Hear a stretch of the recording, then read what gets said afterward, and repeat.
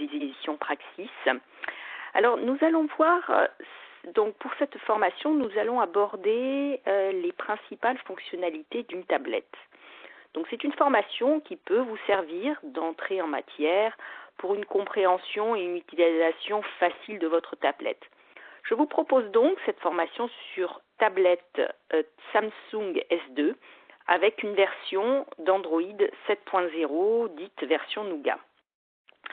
Donc, après allumage de votre tablette, je la mets ici en veille en appuyant sur le bouton côté. Vous arrivez sur un écran de déverrouillage. Pour arriver sur l'écran d'accueil, il suffit de glisser donc le doigt du bas vers le haut et nous voilà sur l'écran d'accueil. Cet écran d'accueil, vous remarquerez qu'il est symbolisé par une petite maison en bas. À la suite de cette maison, vous avez des écrans secondaires qui sont symbolisés par un petit carré. Donc si je fais glisser mon doigt de la droite vers la gauche, j'ai le deuxième écran de mon écran d'accueil. Donc pour revenir à l'écran d'accueil, vous pouvez donc appuyer sur le bouton central de votre tablette et vous voilà sur l'écran d'accueil. Qu'est-ce qu'on y trouve sur cet écran d'accueil? Les icônes les plus fréquemment utilisées dans la partie basse. Bien sûr, cette partie est personnalisable. Je rappelle aussi que ces icônes sont des raccourcis d'application comme sur le bureau de votre PC. On trouve aussi en haut à droite les notifications. Alors, tout le haut de votre tablette, c'est bien le territoire des notifications. En haut à droite, vous avez les icônes d'information de la barre d'état. Elle vous donne des informations au sujet donc de l'appareil, de l'intensité de votre signal Wi-Fi, le niveau de charge qui est ici à 90%, l'heure actuelle et diverses autres petites notifications. À gauche, on a les icônes de notification. Vous allez avoir à ce niveau-là des messages ou des courriels qui vont s'afficher. Si vous réalisez aussi une capture d'écran, vous serez informé à ce niveau-là. Vous installez une nouvelle application, des petites icônes, effectivement, viennent vous informer sur cette gauche. Donc, en glissant votre doigt du haut vers le bas, vous trouverez le détail de ces notifications.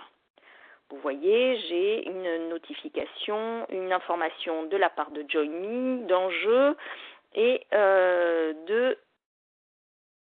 d'email, ainsi que d'Avast. Si je fais glisser à nouveau mon doigt à partir des doubles traits horizontaux vers le bas, j'ai des petits raccourcis de certains paramètres de ma tablette, notamment donc le raccourci Wi-Fi qui me dit sur quel réseau je suis connecté. J'ai la géolocalisation qui est ici désactivée. J'ai le son. J'ai plein de petits paramètres. Donc vous voyez, j'ai un petit point noir. Si je fais glisser mon doigt de la gauche vers la droite, j'ai le petit icône synchronisation. D'autres icônes qui peuvent apparaître. Je remets donc mes notifications vers le haut de ma tablette. Et nous allons voir maintenant ce que nous pouvons faire à partir de cet écran d'accueil. À partir de l'écran d'accueil, vous pouvez mettre un fond d'écran. Si je reste appuyé sur une partie vierge, avec mon doigt, avec mon index, j'ai la possibilité d'avoir fond d'écran et widget. Si j'appuie sur fond d'écran, voilà, on me propose des fonds d'écran par défaut qui sont déjà installés sur votre Samsung ou un fond d'écran depuis la galerie où j'ai déjà des photos. Donc si j'appuie sur depuis galerie, j'appuie sur écran d'accueil, je vais avoir des photos qui me sont proposées. Donc je vais par exemple mettre une photo d'oiseau en fond d'écran. J'appuie sur définir comme fond d'écran.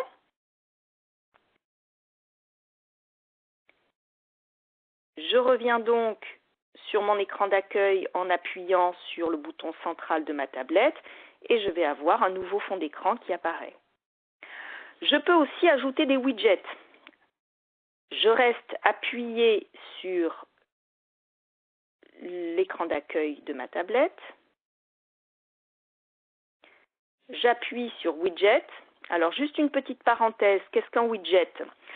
Ce sont des applications simples qui vous permettent d'accéder directement à des informations pertinentes, telles que la météo, un agenda, un bloc-notes, ou d'accomplir un certain nombre de tâches simples comme appeler un contact, mettre une musique en pause, etc.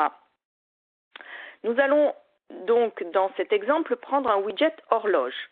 On va prendre le widget qui nous donne la possibilité d'avoir l'heure dans 2 pays différents. J'appuie donc sur ce widget, donc la double horloge. Donc je reste appuyé sur le widget et je le mets effectivement sur mon écran d'accueil. Je lâche et j'ai tout de suite, vous voyez, l'heure de Paris qui s'affiche. J'appuie ici pour ajouter une ville. Je vais choisir Athènes par exemple. Ajouter. Et me voilà avec un widget avec l'heure de Paris et l'heure d'Athènes affichée. Alors si je souhaite l'effacer, rien de plus simple, je reste appuyé sur le widget. Hop, je reviens sur mon écran d'accueil.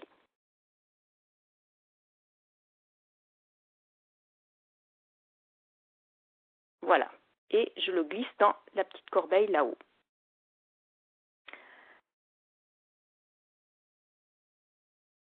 Alors, toujours sur notre écran d'accueil. Alors, nous pouvons accéder à toutes les applications qui sont installées à partir du damier des applis qui se trouve en bas à droite. Donc, si j'appuie sur le damier des applis, je vais avoir toutes les applications installées sur la tablette. Donc là, c'est la page 2 qui s'affiche. Et si je fais glisser mon doigt de la gauche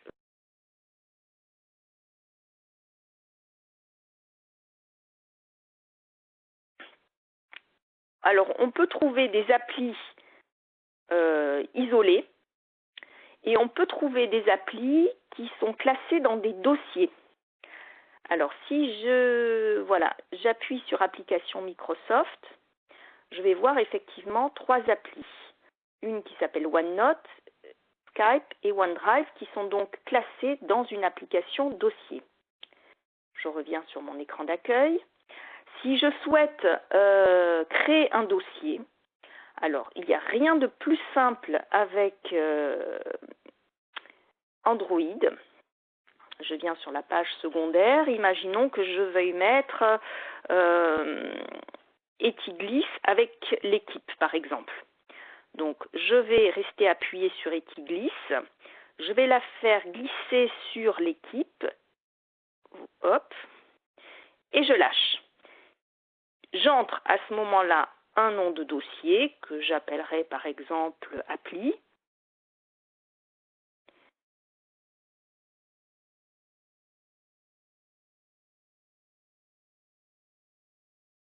Et hop. Et voilà. Normalement, si on clique sur l'écran d'accueil, sur le bouton central, notre dossier appli est créé.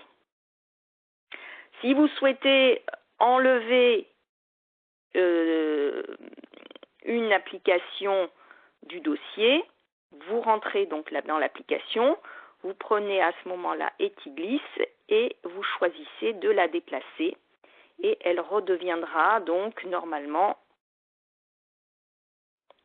vous la retrouverez donc dans les applis.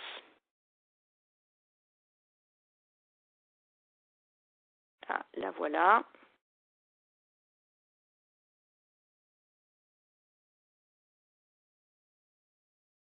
Si je clique sur les applis, je vais retrouver de toute façon Etiglis, voilà, dans mes applis. Si je veux la remettre sur l'écran d'accueil, rien de plus simple, je la remettrai sur mon écran d'accueil.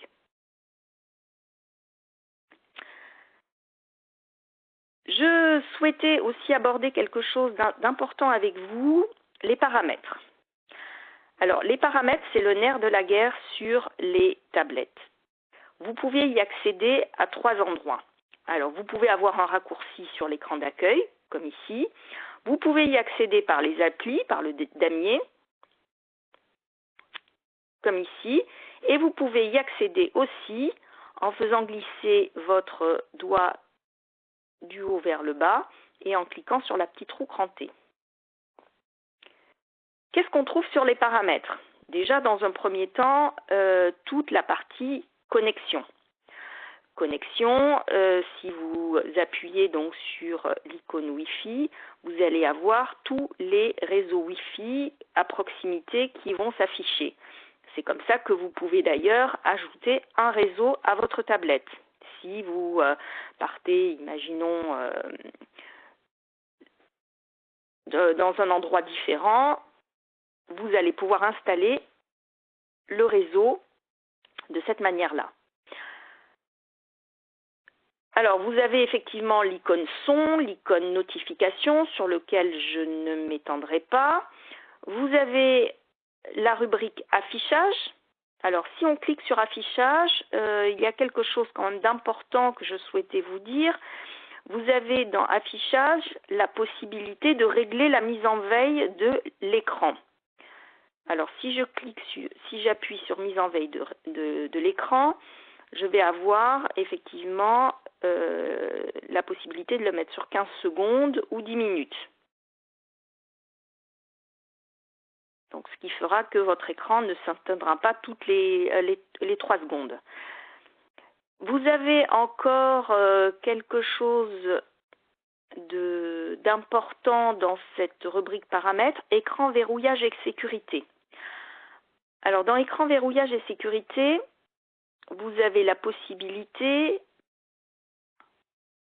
donc dans le mode de déverrouillage, de choisir si vous souhaitez déverrouiller votre écran par glissement, comme je vous ai montré au tout début de la formation, par un mot de passe, par un code PIN ou encore par des empreintes. Si le mot de passe vous incommode, c'est dans cette rubrique que vous allez pouvoir désactiver le mot de passe pour déverrouiller votre écran. Donc, paramètres, écran de verrouillage, mot de passe. Autre rubrique importante dans les paramètres, c'est la rubrique des applications. Alors, la rubrique des applications, vous retrouvez dans cette rubrique la totalité des applications qui sont installées sur votre tablette. Et chaque fois que vous allez appuyer sur une application, vous aurez, voilà, le détail suivant, c'est-à-dire la possibilité de désinstaller l'application, de forcer l'arrêt de l'application. Imaginons que cette application fonctionne mal et qu'elle prenne effectivement énormément, que votre tablette se bloque à cause de cette application. En appuyant sur forcer l'arrêt, forcément vous fermez l'application et vous pouvez retrouver un fonctionnement correct de votre tablette. Vous avez des informations sur l'utilisation des données de cette application, de batterie, de stockage, et chose intéressante, vous avez la possibilité de bloquer ou d'autoriser les notifications de cette application. Souvent, vous vous retrouvez avec une myriade de notifications sur votre écran d'accueil qui vous sont envoyées par une application. Si vous ne souhaitez plus que cette application vous envoie des notifications, il suffit d'appuyer sur notification et là, vous voyez, c'est bloqué. Et si donc j'appuie ici sur le petit clapet, eh bien là, j'autorise. J'appuie dans l'autre sens, c'est grisé, j'ai bloqué. Vous avez aussi la possibilité de définir une application par défaut. Imaginons que vous souhaitez regarder vos vidéos uniquement avec l'application VLC. Vous allez donc dans VLC et vous la définissez par défaut.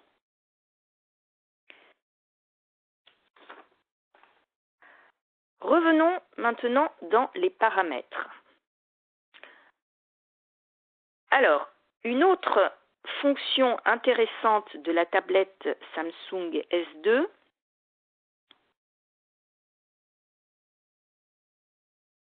c'est la gestion de l'alimentation. Si vous touchez maintenance de l'appareil, déjà, il va y avoir une certaine vérification automatique. Alors là, j'ai de la chance, effectivement, ma tablette n'a pas besoin de maintenance, elle fonctionne très bien. Donc si vous avez par exemple 70 ou 60%, vous allez appuyer sur optimiser et là la tablette va fermer les applications qui sont en arrière-plan ou qui consomment énormément de batterie.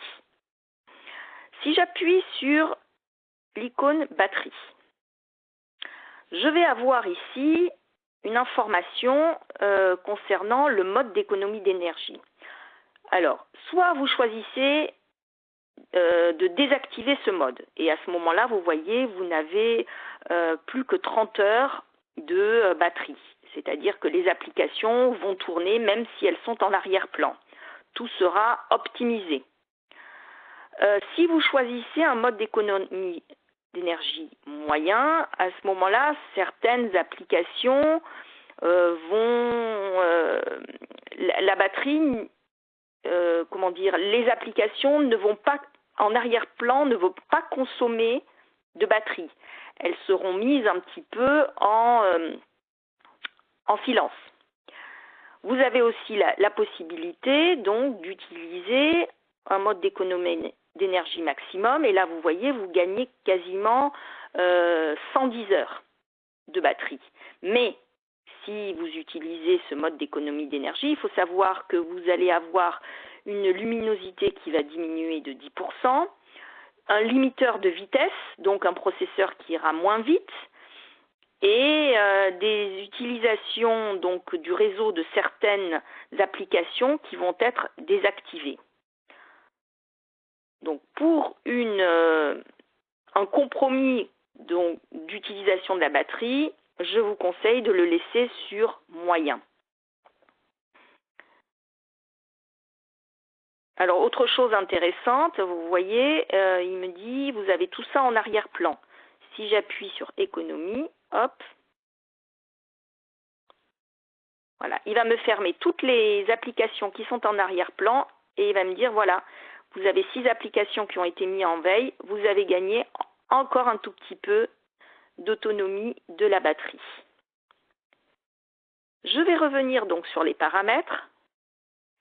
Donc n'oubliez pas que cette possibilité existe dans la rubrique maintenance de l'appareil. Et je vais vous parler de quelque chose qui me tient à cœur sur cette tablette, c'est la prise de photos. Je trouve que les qualités sont vraiment extraordinaires. Donc la prise de photos, elle est matérialisée par l'icône caméra sur votre tablette. Donc, pour activer l'icône caméra, sur une tablette, vous savez, vous avez un objectif avant et un objectif arrière qui vous permet de prendre des photos de ce que vous voyez et des photos de vous-même, qu'on appelle des selfies. Je vais donc, vous montrer. Voilà, ça c'est une image donc de mon PC. Donc pour obtenir le selfie, il suffit d'appuyer sur le petit appareil en haut à gauche. Mais on va se contenter donc pour l'instant, des photos. Alors pour prendre la photo, rien de plus simple, hein, il suffit d'appuyer sur le rond gris. Hop. La photo est donc prise, on le voit sur le rond à droite, et elle est tout de suite stockée dans la galerie. Donc, si on va... Alors, vous avez tout un tas de paramètres, hein, bien sûr, pour pouvoir choisir ce que vous souhaitez, les tailles des photos. Bon, ça, je vous le laisserai découvrir, la taille de l'image. Vous avez aussi des effets qui vous sont proposés donc par l'icône en bas à droite. Vous avez des teintes possibles. Voilà, et vous avez donc des effets qui vous sont proposés qui jouent sur la luminosité et les teintes. Donc maintenant revenons donc sur la photo qu'on vient de prendre en appuyant sur le rond à côté. Voilà. Donc on arrive tout de suite dans la galerie. Et on nous propose en bas d'ajuster automatiquement la photo. Donc ça peut être de temps en temps utile. De partager la photo, c'est-à-dire qu'on pourra, si j'appuie sur l'icône partager, l'envoyer directement, vous voyez, par mail, par Gmail, par Skype, de la partager dans le Drive. Tout un tas de possibilités vous sont offertes.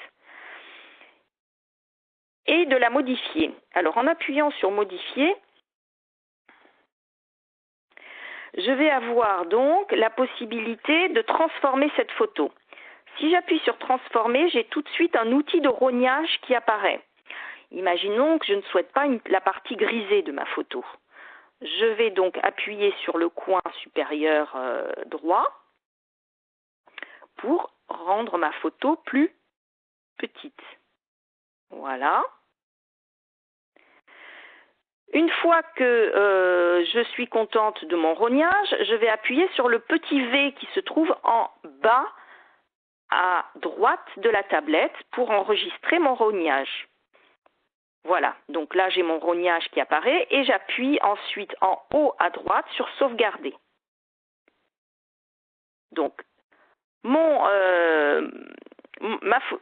photo, mon rognage vient d'être sauvegardé donc dans ma galerie.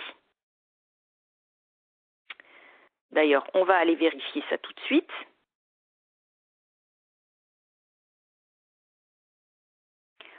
Pour aller vérifier, donc, j'appuie sur le bouton central pour revenir à mon écran d'accueil. J'appuie sur Galerie.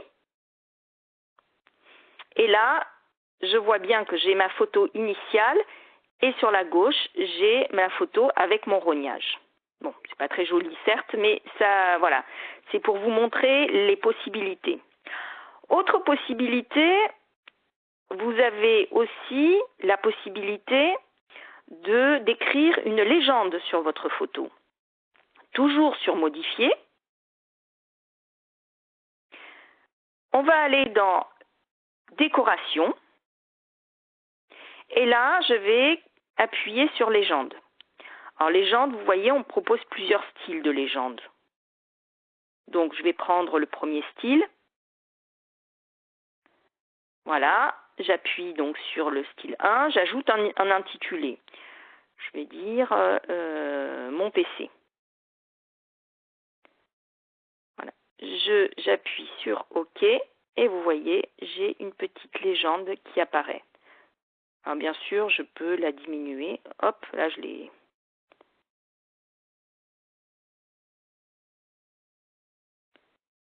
Je vais recommencer puisque je viens de la faire, hop, disparaître. Légende. Mon PC. J'appuie sur OK et le voilà. Voilà, je peux diminuer en la faisant glisser en le faisant glisser par un rond blanc. Donc, attention, si je veux sauvegarder, j'appuie toujours sur le petit V en bas à droite de ma tablette et j'appuie en haut à droite sur sauvegarder. Je vais voir maintenant dans ma galerie ce que ça donne. J'appuie sur galerie.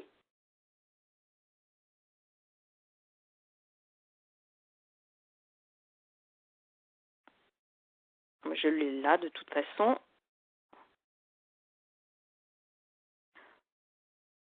Voilà, donc là je vois bien effectivement ma photo qui a été sauvegardée avec ma légende. Vous voyez, il n'a pas effacé la photo originale, donc aucune crainte pour que, si vous faites des erreurs, pour que votre photo originale soit effacée. Voilà pour l'appareil photo. Alors, je ne pourrais pas terminer, bien sûr, cette formation sans vous parler des applications, sans vous parler du Play Store. Puisque sur une tablette, vous savez que l'on peut faire énormément de choses. C'est-à-dire que l'on peut jouer, regarder des films, regarder des émissions en replay. Et tout ça, on peut le faire, bien sûr, en appuyant sur le Play Store. Alors, contrairement au PC où on est obligé de télécharger des applications depuis Internet, sur les tablettes, ce n'est pas possible. On ne peut pas aller sur Internet et télécharger des applications. Il faut passer par le Play Store. Alors, pour pouvoir accéder au Play Store, bien sûr, il faut avoir configuré sa tablette avec un compte Gmail. Si vous ne l'avez pas fait, ça ne marchera pas non plus. Donc, en appuyant sur le Play Store, à partir de mon écran d'accueil, je vais avoir donc plusieurs catégories. Jeux, films et séries, musique, livres. Donc, ce qui me permettra de trouver l'application déjà dans les rubriques que je souhaite. Si j'ai une application en tête, je vais simplement, à ce moment-là, écrire dans le champ de recherche, ici, mon application. Je vais par exemple choisir M6 Replay pour pouvoir voir des applications d'M6. À ce moment-là, une fois que les propositions que va me faire le Play Store, je vais donc appuyer sur Sysplay. Et là, je vais avoir donc l'écran d'installation. Sur l'écran d'installation, il suffira d'appuyer sur Installer. Alors, ce que vous pouvez faire aussi, chose que j'aime bien aussi avant d'installer une application, c'est regarder les commentaires des gens qui ont déjà installer l'application. Vous voyez, là, il y a 118 000 personnes qui ont déjà laissé un petit commentaire. En appuyant donc sur l'icône ici, on va avoir le commentaire des gens et qui vont nous dire si ça fonctionne bien ou si ça fonctionne pas bien, etc. Souvent, je le fais pour savoir s'il y a trop de publicité ou pas, parce que certaines applications sont gratuites, mais elles se rémunèrent avec la publicité, bien sûr. Alors justement, en parlant de gratuité d'application, si on revient effectivement sur la page d'accueil de Google Play ou de Play Store, on va avoir ici, par exemple, si je touche films et séries, vous voyez, je vais avoir ici des applications où un prix est mentionné. Donc ça, ce sont des applications payantes. Hein. Là où vous n'aurez pas de prix, ce sont des applications gratuites. Donc, je vous laisse naviguer dans l'univers de Google Play. Vous allez voir, vous avez un tas d'applications. Et nous vous donnons également des petites informations par la newsletter sur les applications qui nous ont plu ou à quoi elles servent, et comment les installer. Alors, juste avant de terminer, je voulais juste vous donner un petit conseil qui est fort utile, c'est-à-dire qu'avant de fermer votre tablette, pensez toujours bien à vérifier s'il y a des applications qui ne sont pas fermées en arrière-plan. Alors, comment le faire? Vous avez le bouton central sur votre tablette. À droite, vous avez le bouton retour arrière qui est matérialisé par une flèche. Et à gauche donc de ce bouton central, vous avez deux petits écrans qui se chevauchent l'un dans l'autre. En appuyant donc sur cette touche, vous voyez, j'ai toutes les applications qui sont ouvertes sur ma tablette. Elles consomment énormément d'énergie et elles peuvent aussi ralentir le fonctionnement de votre tablette. C'est en quelque sorte, elles sont dans la mémoire vive de votre tablette. Il faut donc les fermer. Donc en appuyant sur tout fermer, voilà, je ferme ses applications et ma tablette peut retrouver un rythme de croisière normal. Et à ce moment-là, vous pouvez fermer votre tablette sans problème. Voilà, écoutez, je vous dis à bientôt pour une prochaine formation. Si vous avez des questions, n'hésitez pas à nous